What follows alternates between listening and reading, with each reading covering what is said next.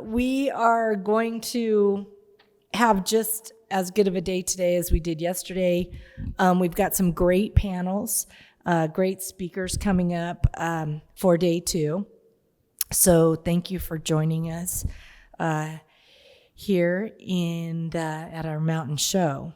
So a couple things real quick. The show will go till about 3 o'clock today. We're still doing our psychedelic science conference as well. So if you were able to sit in on some of those yesterday, they were really well attended and some great information over there. So make sure you pick up an agenda. That'll tell you everything that's going on. Again, the exhibit hall is there. There's some great products. I actually was able to walk through yesterday and have a look at some of them. And there's some neat new things out there. So definitely worth it to do that. And if you need anything, please go up to the Regs desk. We're happy to help. My team will be here throughout the day till we leave back to California tomorrow. We're all in these gray shirts. If you need anything at all, just let us know. My same company that owns the tour and the conference also owns the magazines you see out there. Terpenes and Testing, Extraction Magazine, CBD Health and Wellness. So there's free copies all over. Please feel free to pick them up, take them with you. And we've got great articles and content on each website as well. So get on that mailing list and stay up to date with that too when you can. So our second day keynote, I'm going to introduce him to you. He's been a friend of mine for quite some time. I personally handpicked the keynotes for each show. That's basically what they let me do.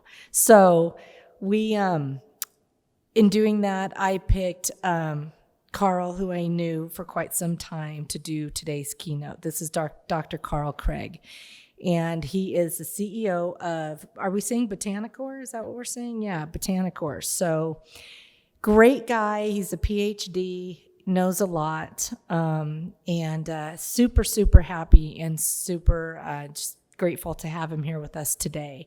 So he is a wealth of information. And hopefully we'll have some time for Q&A at the end as well for you guys to ask him some questions, pick his brain while you're here.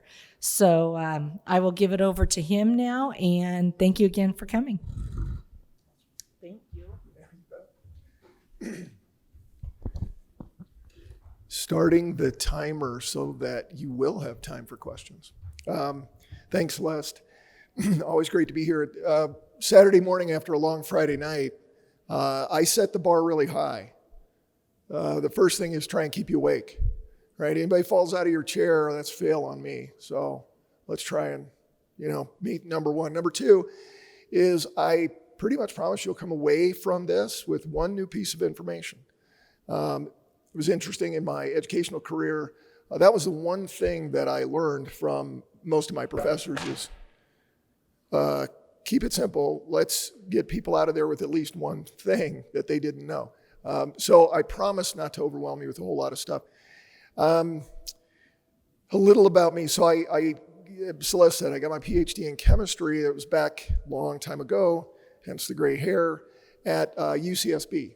And it was a great chemistry program. I studied photo energy. I really wanted to figure out how to harness the energy of the sun to make for viable alternative energies. That wasn't at a time when that was very popular. The other thing I learned was that while I thought UCSB was a great program, a lot of people referred to it as the University of California surfing and boozing.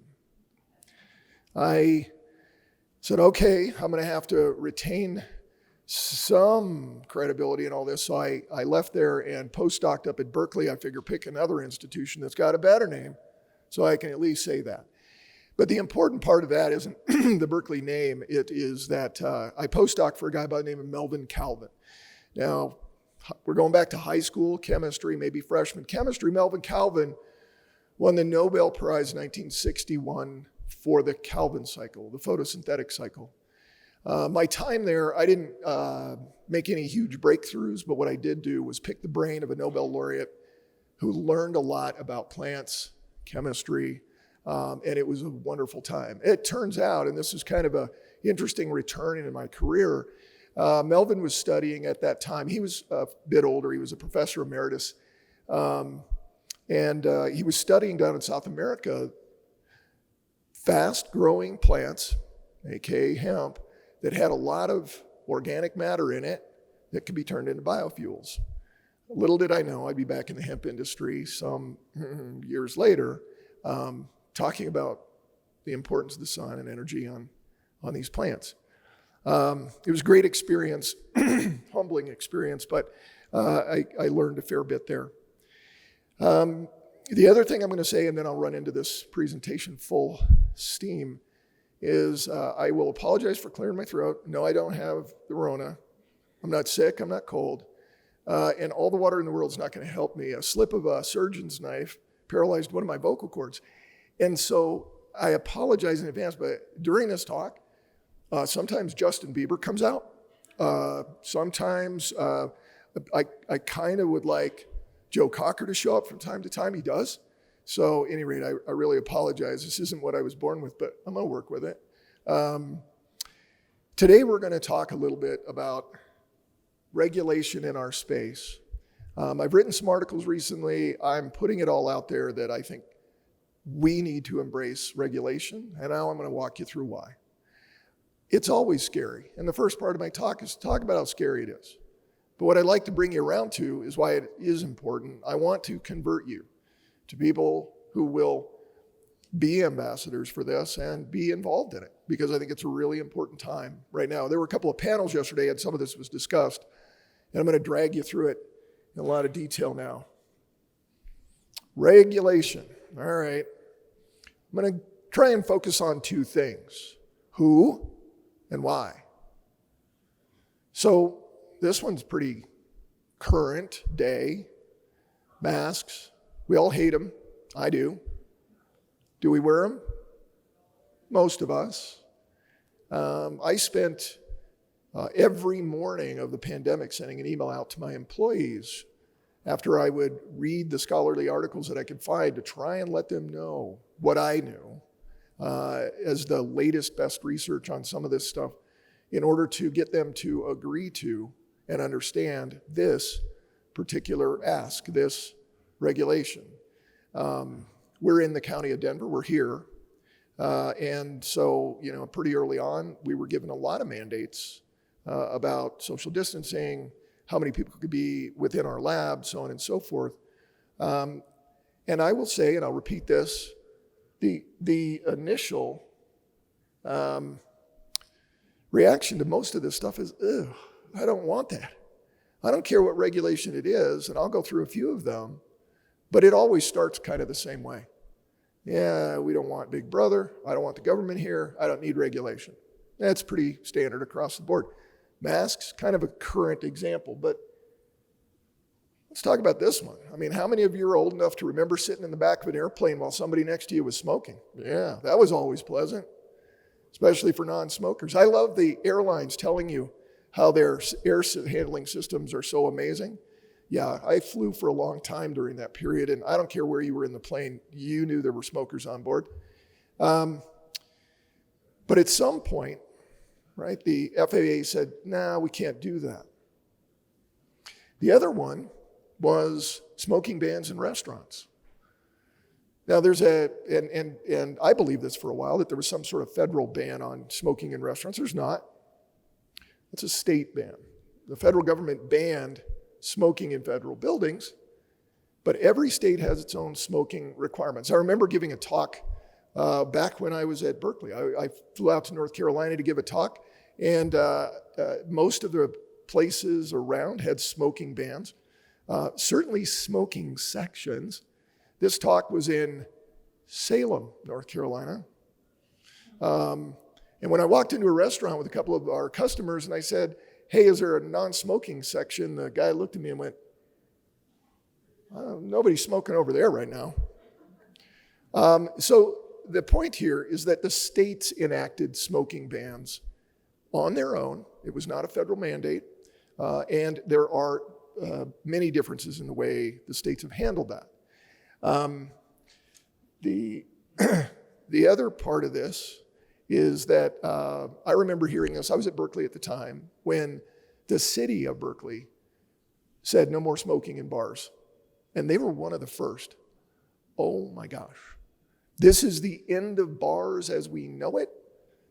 I mean, who comes to a bar unless you can have a cigarette in your hand? This is it.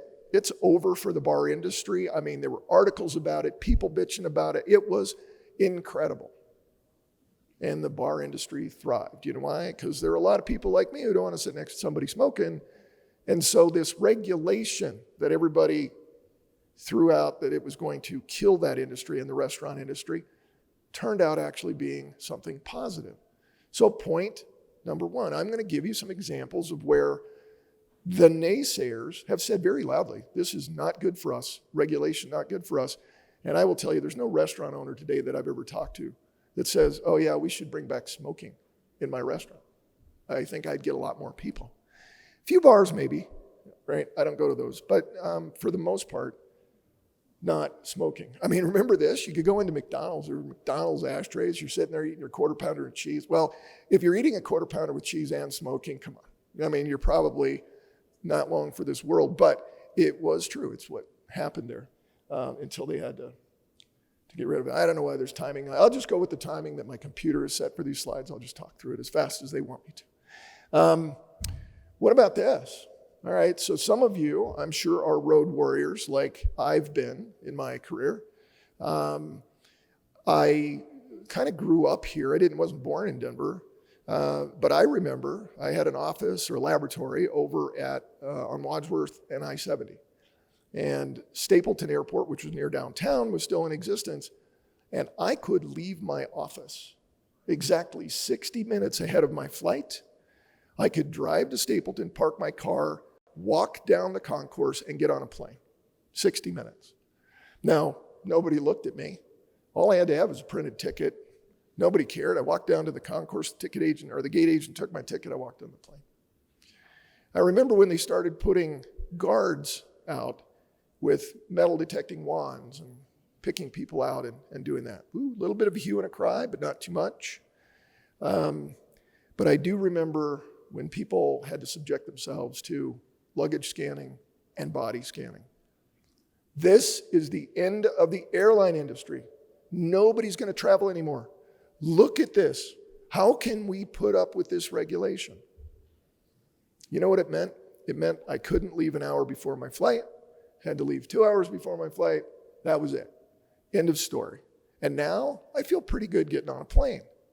I've traveled to some of the tougher places in the world, and I'm really happy that there's good enforcement of this stuff.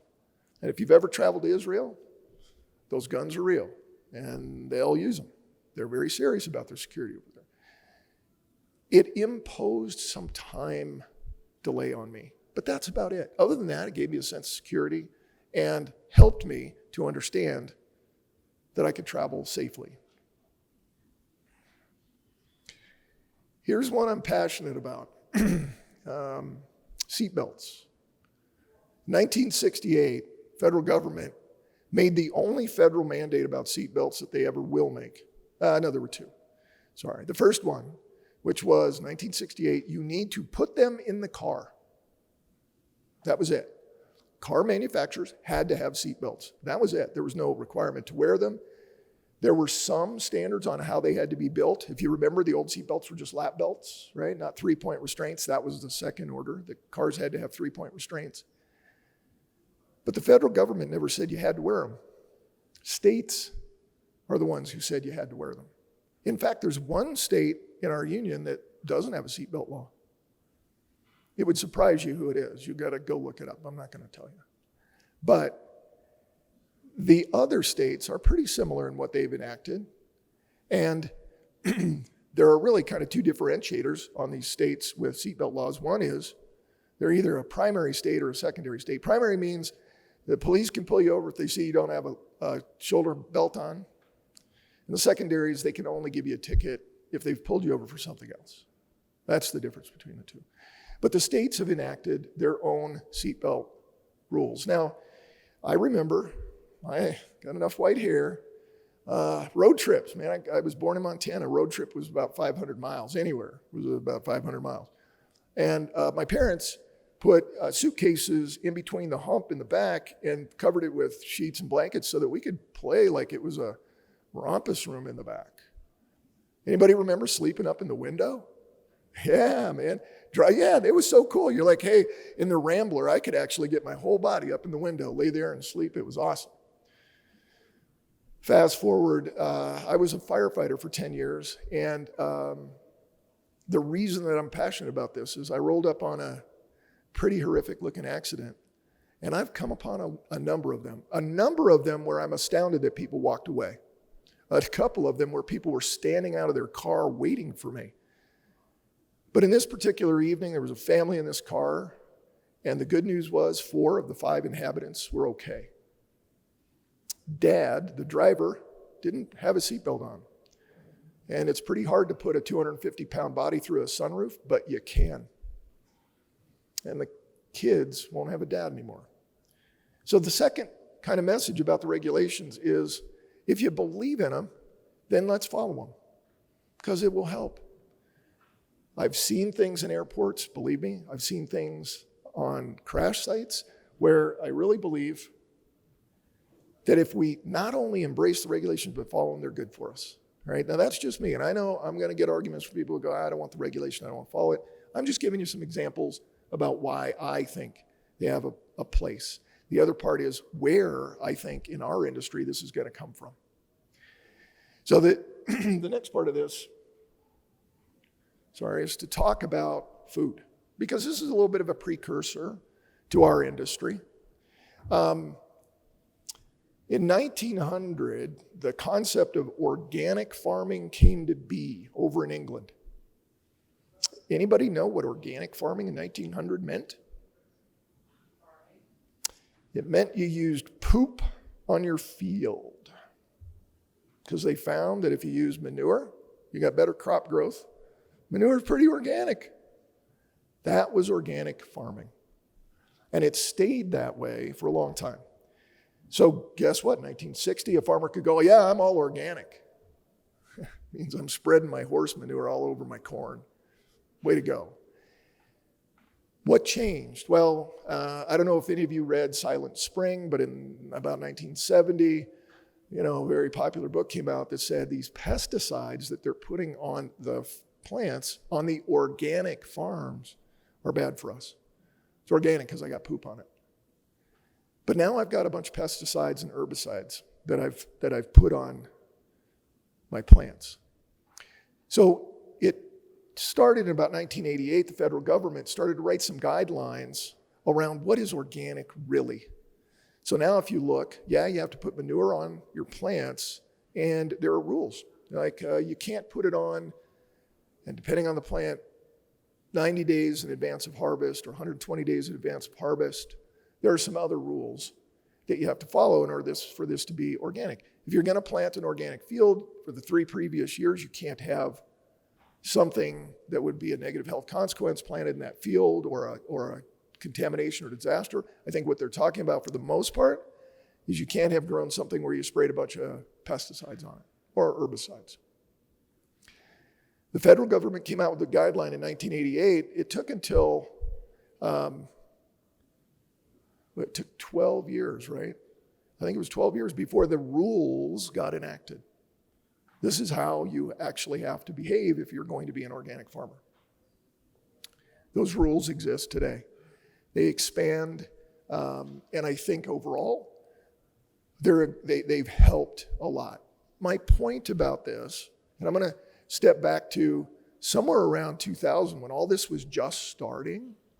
I went to a talk, and it was given by an FDA inspector, and he was a food guy, not a drug guy. So he was up talking about organic food. It was a popular thing at the time. He was the keynote, and I sat and listened, and he's about as dry as me, so it was tough to get through, but he did say some things that were pretty cool. They weren't what I wanted to hear. It made one very positive impact. I'll tell you what that is. But he got up in front of everybody and said, I'll tell you what, if you're buying organic food now, you're wasting your money. That was pretty provocative to this whole group when organic was such a big deal. He said, it's not because the farmers aren't trying and they're not doing what they are supposed to do. They're doing fine. But I go to the grocery stores and I sample. And the same guy that grabbed all the pesticide-covered oranges and stocked them just walked over and did the organic ones and stocked them. There were no rules about cleaning yourself in between handling something that might have pesticides and something not. He said there wasn't a store that they went into for 2 years where they didn't find pesticides in organic food.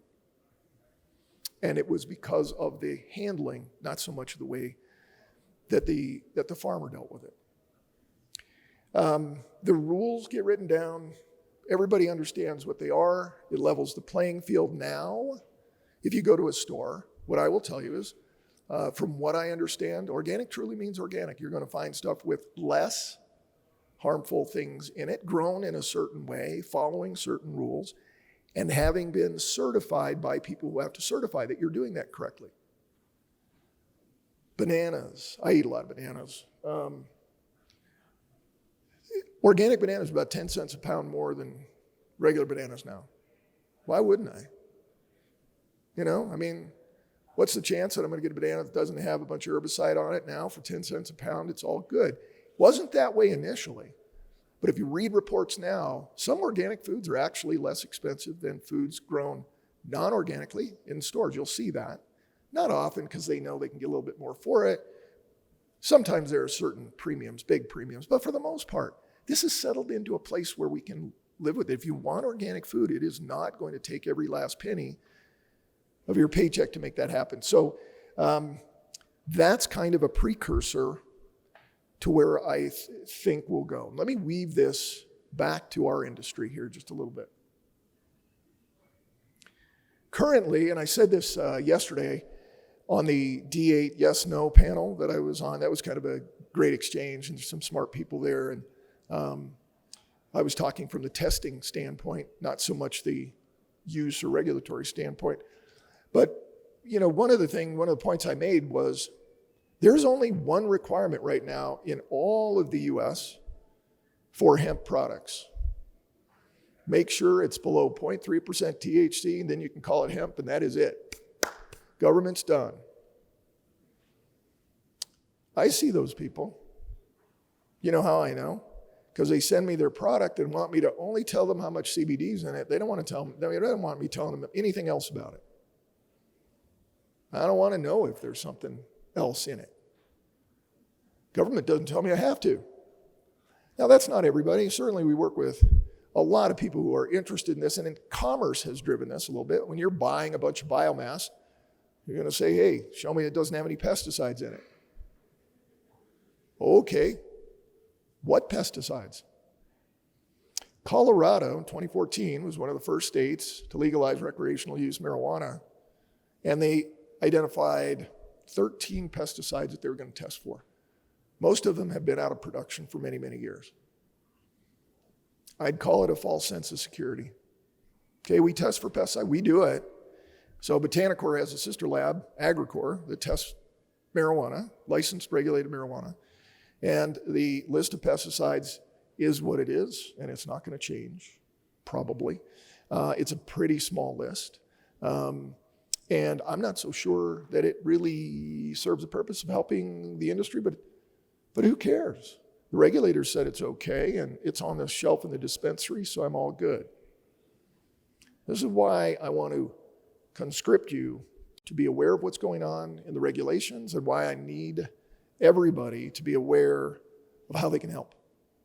So the only thing I got to test for today is potency. I don't like that word either because I think it really should be cannabinoids, but then I've got to explain that to a lot of people. But that's all I've got to test. There are people that will test more. There are people that will test less. But now I want to tell you the story where I think we ought to go. And Colorado is really leading the charge in that in a lot of ways. And I'm proud of Colorado for doing that, but it's going to be painful. And I'm here to say that as well. So we've all heard the stories. I think I even propagated the myth a little bit until I did some research of this is part of the exclusion zone in Chernobyl. And, I've heard stories of, they use hemp to remediate the cesium-137 that was there, all that kind of stuff. I've done some research, and they did some research on it. Hemp does a great job of accumulating metals. It's kind of what it does. But after a couple of years of study, they found that 99% of the cesium is still in the soil. And now what I got to do is raise these plants, move them over to a pit, incinerate it some way, keep the cesium there. Really didn't work out. But they tried. What they did find out, and there are other studies, you guys have probably read some of them, that hemp does bioaccumulate metals, normally in the leaf, not in the stalk. That's where you'll find it. So if you're growing on a site that has a lot of heavy metals or metals of any kind, you'll find them in the plant. I wouldn't be surprised. Now, here's the first question. What do I do if I find them? Okay, I grew some plants. I sent it to the lab. They told me I had some cadmium in it. Really low level. What do I do? Right now, I can't tell you what to do. There's no rule. You say, okay, now I know there's a little cadmium in there, and I sell it off. Or what really happens is the buyer goes, oh, there's cadmium in there. I'm not buying it. Forget it. You got cadmium in there. Problem is, there's no rule that says this is an acceptable amount. Now everybody goes, 0 is an acceptable amount. That's a whole nother discussion about what 0 is. But the reality is even drinking water has limits on things. The water we drink, the water that comes out of our shower tap has limits on things. And I can tell you, I grew up in that industry, the environmental industry, there's stuff in your water. Yeah. The question is it at a safe level? And that's where the regulatory piece comes in, because you hope that there are a bunch of scientists having this debate, arguing this out. And I used to do this earlier in my career. Places like ASTM and AOAC, and the scientists are arguing about this. No, that's not right. Show me a study where the blood plasma levels are this and it causes that, and then I'll agree with you, whatever. A lot of that work goes on behind the scenes. That's why the rulemaking in the organic produce discussion took 12 years. Scientists take a long time, right? I mean, I'm sorry, we're slow, and we're not going to jump on this tomorrow and get it done. But the point is that once that has happened and there is a level, now, would I say everything's safe? No, I think what they're doing is making the best decisions they can to say below here, we think it's going to be safe. It's also going to be tied to the route of ingestion. Do I drink it? Does it go in my gut? Do I inhale it? Does it go in my lungs? All that sort of stuff. So there are differences there.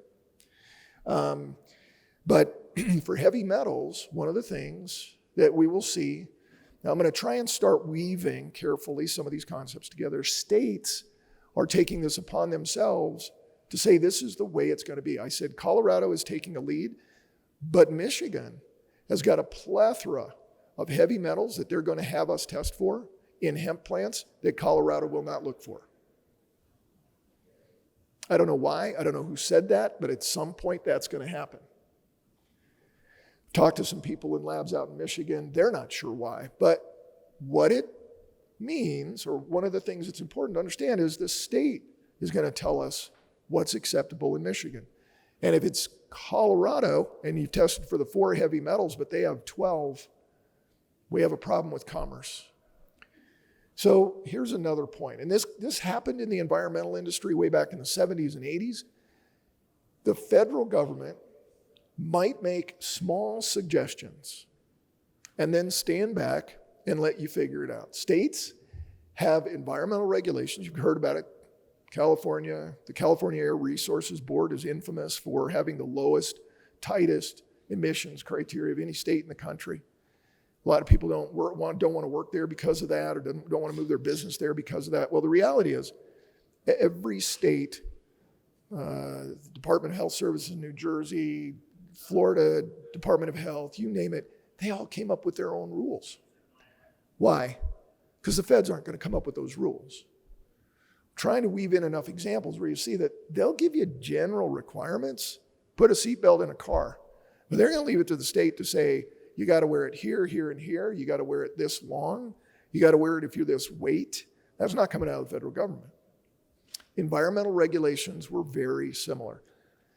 The EPA, when it was formed, had rivers burning, 3 Mile Island, you name it. It was, it was ugly. They were scrambling to catch up, so they put in place some regulations. They called it Superfund. And Superfund was really just to clean up the ugliest of ugly of these places. But they weren't so much worried about a number of other things, like the tetraethyl lead in the gas station tank around the corner that has a hole in it that's leaking into my groundwater. That came over time, and people said, hey, we got to look out for this as well. Not the feds. They were involved in the UST rule, the underground storage tank rule, but for the most part, the state said this is what we're going to do. Again, as a precursor for where we're headed, I think we've got to look to what the states are going to do. What problems does that create? It means for me as a lab, I've got to think about what every state wants. Give you a real example. Colorado, on its way to adopting pesticides that we need to test for in Colorado for hemp and CBD products, is going to be the most extensive list in the country, 106 different pesticides. Nobody else has anything like it. California is as close as it gets with 64. I think there are 56 in Oregon, 60 in Washington. Colorado, together with the stakeholders, said, we want to set the bar. We don't want to leave any stone unturned, so we're going to set that bar pretty high. Okay, it sounds great. The stakeholders loved it. Wait till they get the bill. I hate to tell you, what they added to this list is very expensive. I just ordered a lot of equipment, very expensive, to be able to do what Colorado's going to ask us to do. And so herein lies that ugly part of regulation. Oh, it's going to cost me more. Yeah, in some cases it will. The question is, do you want to look at 5 pesticides, 13 pesticides that haven't been used in 20 years and call your product clean and hope to goodness that there's not going to be a lawsuit later where somebody finds out that you actually had banned substances on your product? Or do you want to do that now? I don't have the answer. I'm just asking the question because I think it's one of the things that we need to wrestle with. The other thing that's really important for you guys to know, as you know, whether you're a producer or somewhere in the vertically integrated chain, is you've got to understand that these regulations are going to be different state by state. I will tell you now, I do not see that the feds are going to come in and go, here's safe.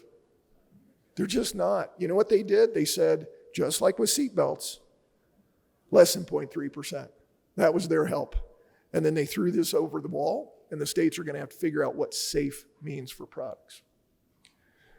I've talked a little bit about pesticides. Let me give you some more examples of what's going on in the world of pesticides. Sorry, I'm looking to see if I'm still okay. Still okay on time.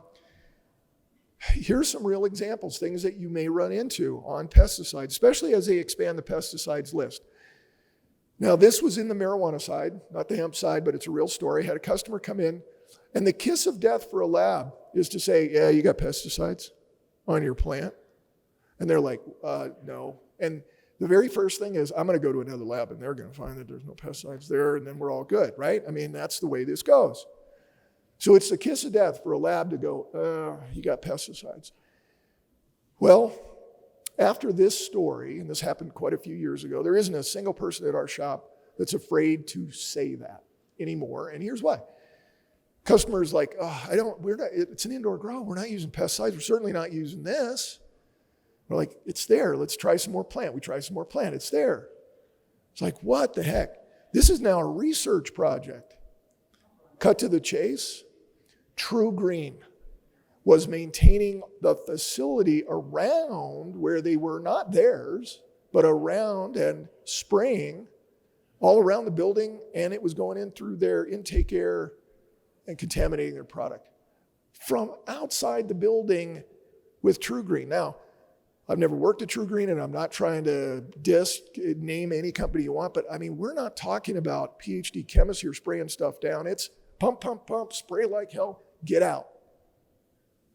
And it was contaminating this guy's grow. We had to go back to True Green and go, look, you can't be using these pesticides here.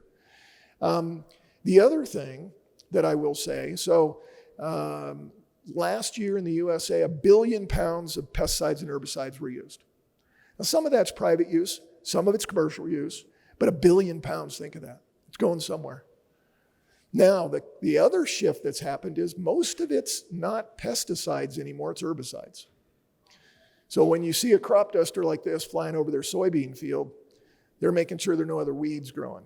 That's what they want to do. Now, with the previous story, True Green, outside a building that's closed, and now I got a hemp grow that's a half a mile downstream of this guy who's got a soybean field. Is there a chance I'm going to see pesticides there? Yep. So that's going to be one of the challenges that I think we'll see as these states enact regulations with longer pesticide lists and herbicide lists. We're going to start to see some of these things. But what's that important point? We want to set levels with smart people smarter than me, so you can say, yep, there's a little bit there, but I'm going to say it's okay. Now, that's a weird concept, especially in this industry where you want this to be so health conscious, and I get it. But at the end of the day, what you don't want is to say it has to be zero, because 1, 0 is not attainable. 2, I don't even know how to tell you what 0 is. So what we want to do is set it up scientifically so that you say, if it's below here, we're going to call it safe for this route of introduction, inhalation, ingestion, injection, whatever that is, okay? So that's one of the things that is coming when you talk about some of these regulations. Cool. Pathogens. That's another thing that's going to be tested for in these products. Pathogens, how do I get pathogens there? Well, you're growing a plant in a wet environment where things like yeast and mold and E. coli grow. Yeah, so we're going to have to test for those things. Believe me, we find it a lot. Right now in the hemp industry, there's no requirement to test for it. There will be. Not only pathogens, but mycotoxins that are produced from some of those pathogens. Now, funny story about the United States and mycotoxins or their byproducts, which are aflatoxins or ochratoxin. The EU has very stringent requirements on those things. And every legume or bean that's grown is tested for them because typically they're grown in a moist, warm environment where you're going to have yeast and mold that'll produce this stuff. And I worked for a company years ago where they had the leading mycotoxin experts in the world. And what I learned by listening to talk to them is when coffee beans can't be sold to Europe because they have too much mycotoxin, they come to the US because our levels are higher. Same with peanuts, beans, you name it, we have the loosest criteria. And so what it means is that if some other country, and it's usually Europe, right, says, no, you got too much okra B in this, that's all right, we'll divert it to the US, it'll pass, it'll do okay. So here's point 3. The regulations have to be meaningful. If they're not, it's kind of a laughing stock. And or it's bad for us. So as we talk about these regulations, you'll hear people go, oh, no, don't set it so low, set it higher. Okay, yeah, I'll set it higher so you can pass. And then guess what? In a few years, people are going to go, oh yeah, sell that in Indiana. Go sell that in Indiana. They'll take it over there. So one of the things we want to do is come up with common sense requirements around these regulations, and that requires involvement. It includes, listening to meetings, talking at meetings, finding out who is setting these requirements and being involved in them. And if you don't know the answer, that's great. Now you call Carl and say, hey, does this seem reasonable? At least I'll say, well, I don't think that's reasonable, and here's why. But at the end of the day, we need more people to be involved in this stuff.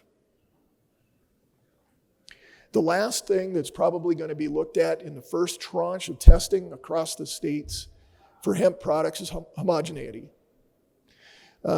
We saw this a lot. We see it now, but we saw it a lot in the advent of the marijuana industry, where everybody wants to get into making gummies, and they don't know how to make gummies. They don't know how to make it, homogeneous. Peanut butter, come on, stirring peanut butter, that's a mess. So we've spent a lot of time trying to get people to understand what homogeneity really means. And now in the marijuana side in Colorado, your products have to be plus or minus 15% of each other at the label claim dose.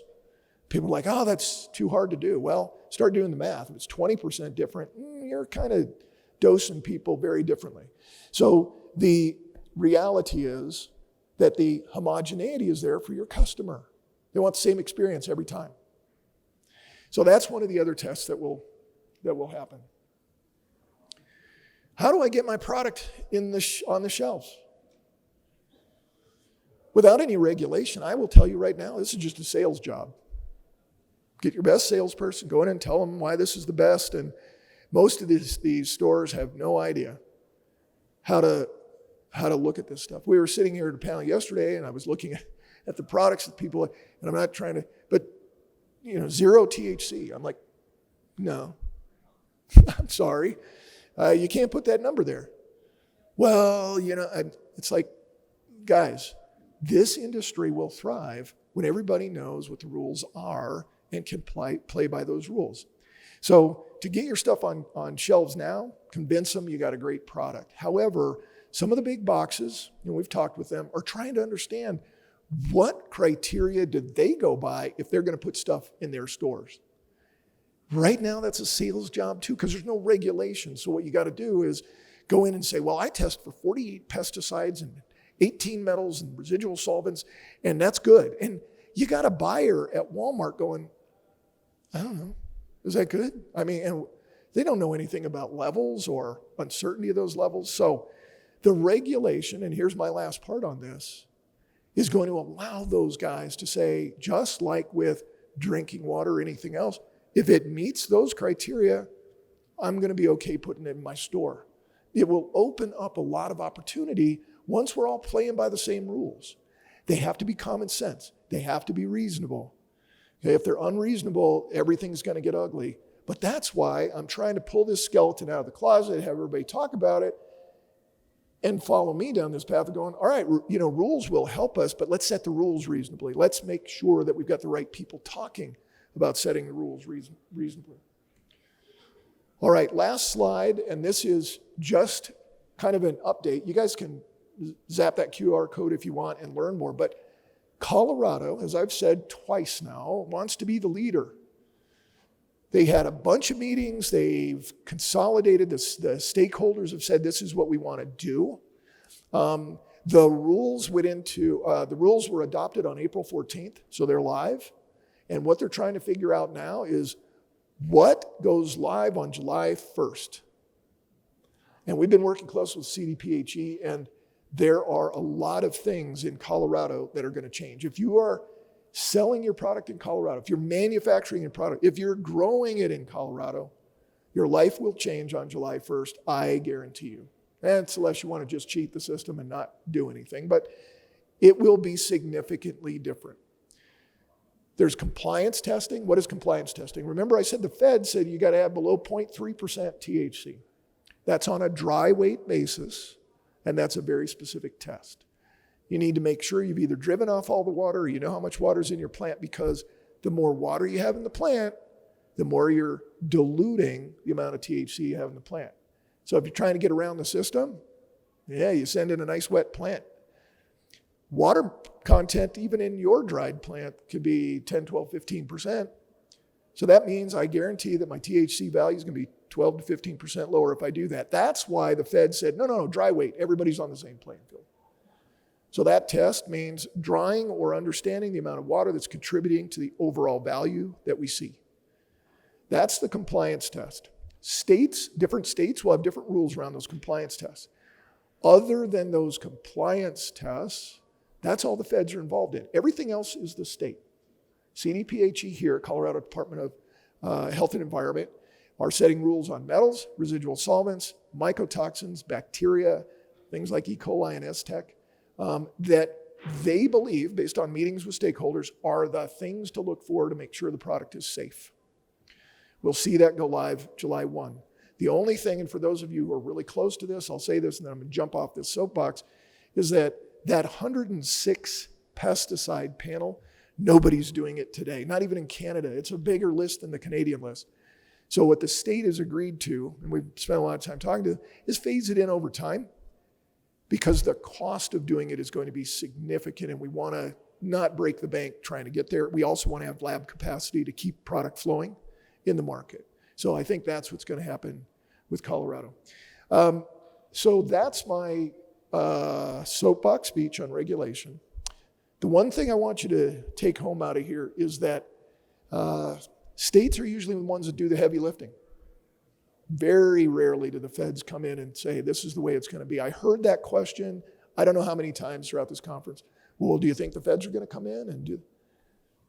History's a great predictor of the future. I don't know what's going to happen, but I will tell you that if I'm looking back at some of the things that happened, they will set general guidelines and leave it up to the states to make things happen. Why is that important for you? You need to be involved with your states.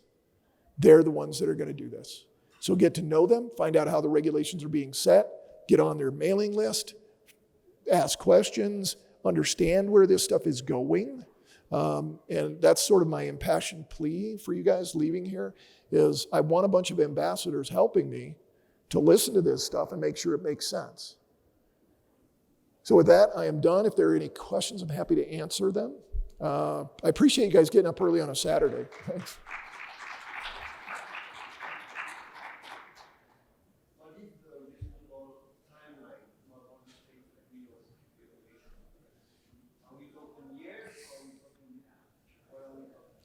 So I'll repeat the question, I think, and you tell me if I've got it right.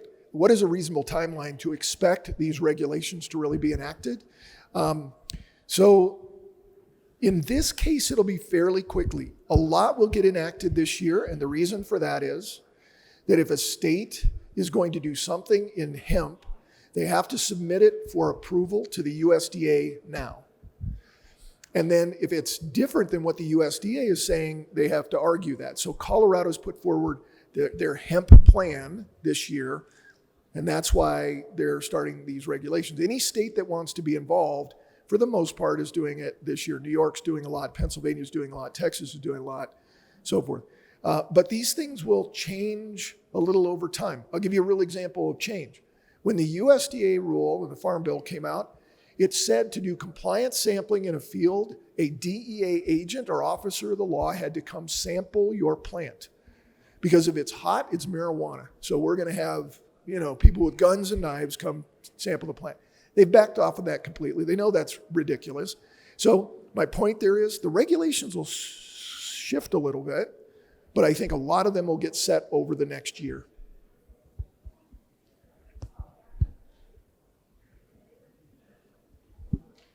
Coffee time? Hey, look, I'm ready for coffee. Okay, go ahead. I didn't hear that one. How long to get results from a lab? Yeah, sorry. Usually, how long does it take to get results when you send all the samples to a certified lab? Sorry, it echoes in here. Are you asking about what does it take to certify a lab? Sorry. No, how long does it take to certify that your products are okay to be sold? Okay, sorry, I didn't understand the question. So what is the turnaround time for me to tell you that your product meets all those criteria?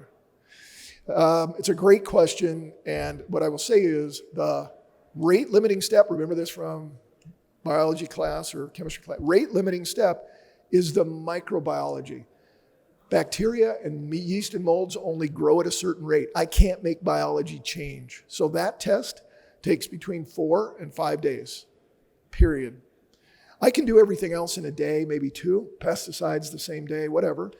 But the reality is if you're sending samples off to a lab to get those results and you need microbiology, it's going to be 4 to 5 days. That's just the way it is. Okay. Until I can figure out how to speed up genetics and asexual reproduction. I don't know. I'd make a lot of money if I could. It'd be awesome.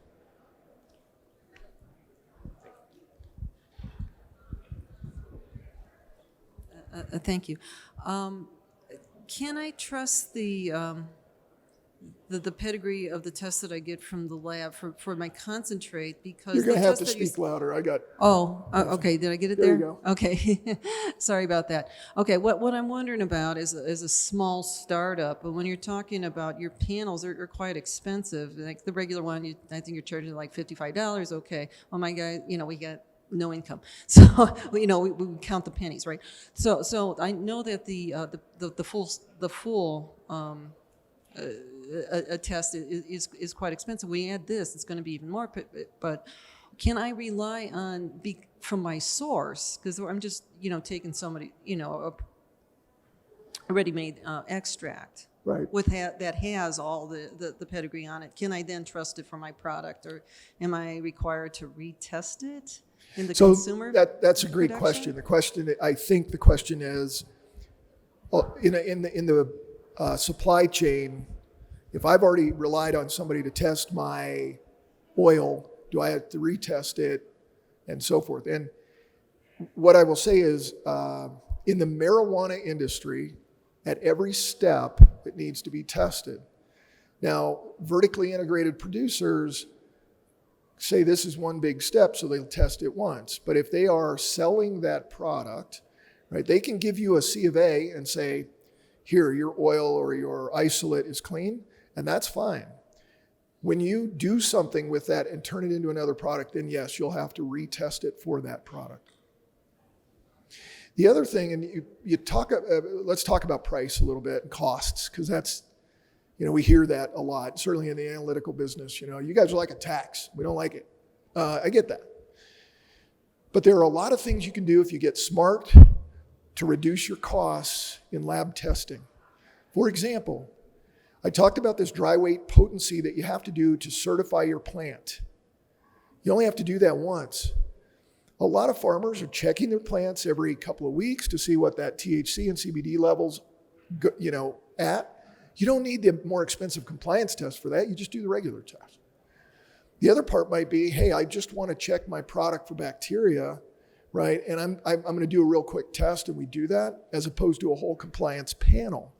So there are ways to kind of keep some of the costs down. You just got to understand how to work with your lab to do that.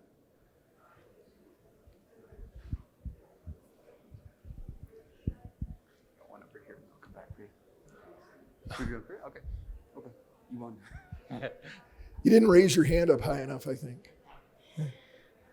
Thank you so much for your presentation. And I'm a regenerative hemp farmer, and we don't use any pesticides at all. And so what I'm wondering, we actually use Botanicor for our testing, is for other companies and for consumer awareness, when we look at parts per million of acceptable levels of carcinogenic pesticides, how do we determine what's an acceptable level of parts per million? And then also, if it shows up as none detected, could there still be a presence of a particular pesticide or mycotoxin or something within the plant, although it might not be detected within the lab, but it is ending up in the final end product that we get on the shelves? And how might we be able to move that needle of parts per million down to zero, perhaps, as an acceptable level of carcinogenic pesticides? Yeah, no, great question. And I'm sorry, guys, I'm going to nerd out just a little bit with this one. So I apologize in advance. So I said somewhat provocatively earlier that you can't see zero. You can't. What happens is that no matter what instrument I'm using, I can buy the most expensive equipment. It doesn't really matter. There's a point at which the instrument's noise, electronic noise, whatever that is overwhelming relative to the signal of my product. My example is, a lot of you aren't old enough to know this, AM radio, all right, AM radio. I'm driving through West Texas trying to find a station. I'm hearing snow. All of a sudden, beep, I heard something. It was different. It wasn't snow, but I have no idea if it's talk radio, Rush Limbaugh, I don't know what it is. I just heard it as different. That's called a limit of detection. Every instrument has that snow, that background noise. And so what you've got to do to say it's different is just hear that beep. And then you know that's my limit of detection. Now at that point, I can probably estimate how much is there. But my estimate's not so good. My estimate might be wrong by 30 to 50%. So what happens, and this is happening in Colorado right now, and it will be a change for consumers, is that there are mathematical constructs for how you set up what's called your limit of quantitation. That limit of quantitation is usually 10 times that background hiss. So that I can see a peak that's 10 times higher than that background hiss. That's called a limit of quantitation. The other one, the little bleep, is about 3 times above. Now, I know your compound's there. I know there's a pesticide there. And what people have wrongly concluded is, oh, it's below your limit of quantitation, you can't quantitate it. I actually had this argument with a PhD chemist recently. I'm like, are you kidding me? You got to give your diploma back. The only thing that limit of quantitation says is that above that value, I have 95% confidence that I'm going to fall within that same uncertainty all the way through the dynamic range. So if the method has 10% uncertainty, I can bank on that for the whole range. But below that limit of quantitation, all the way down to my limit of detection, the uncertainty is going to get bigger. So that's why down to the limit of detection, what you'd see is it grows from, let's say it's 10% right at the limit of quantitation, it's going to grow to maybe 25 or 30%. If you know that, you can still use those values. You just go, look, there's more error there. But here's what the state of Colorado is going to require, and it's going to be a change. We, the lab, are no longer allowed to report a value that's below the limit of quantitation, even though I could say, hey, it's there, I can see it, and it's plus or minus 20% this much. I can no longer do that. I have to say it is below the limit of quantitation. Will that hide things? I don't look at it quite that way. What will happen, and this is where you want to get to know your lab, is you can go to the lab and say, do I have anything in there? We're not going to report it. We're going to say it's below limit of quantitation, but I can see it. And if you call me and ask me, I'm going to go, yeah, you got something in there. So that's kind of how that's going to have to work as we ferret this out over time. What I would like to see, and I don't know that we'll get there, is kind of what the EPA did, and they allowed you to put flags by that data and go, this is below the limit of quantitation, but I know it's there and it's approximate. So at any rate, we probably won't get there in hemp. It's going to be below limit of quantitation. Limit of detection, and this my last point on this, remember I said there's noise in the instrument. That noise is a signal, okay? There's something there. I can't see zero. The noise doesn't allow it. I can only see as low as I can possibly get rid of the noise in my instrument. So this quest for zero is never going to happen. It's just impossible. We'll get down to as low as we possibly can, which is going to be somewhere around that going through Texas, but we'll never get to zero. I wish we could. All right, I think I have worn you guys out. Thank you for one, nobody fell off the chair, nobody fell asleep. I appreciate the great questions, and have a great rest of the day.